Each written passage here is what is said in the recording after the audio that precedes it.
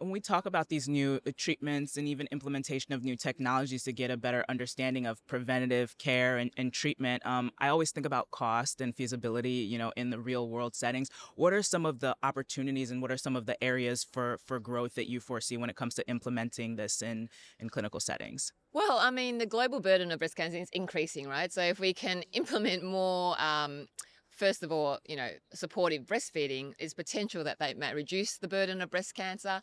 And then finally, understanding how we can prevent it effectively will also reduce the burden of breast cancer. So ultimately, we get less women dying of breast cancer and less breast cancer per se. So I think there's a lot of interesting work to be done leading from this research that could help women Mm-hmm. and give women more choices, actually. Yeah, that idea of choice is really interesting from a maybe from like a financial perspective, because that's something that we talk about a lot, the financial burden of having, cancer and sometimes, being treated as a chronic illness. How do you have any view on maybe the affordability and how it might be implemented in less resourced areas or hospitals or countries? Yeah, well, interestingly, I mean, this is not exactly my area, but obviously there's a lot of um, um, policy against, obviously, formula and marketing of formula in lower and middle income countries.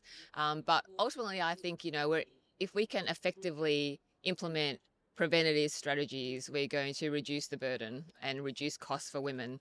And it may be, taking off or supporting women earlier on in, child rearing and breastfeeding ultimately will be better off longer term for society.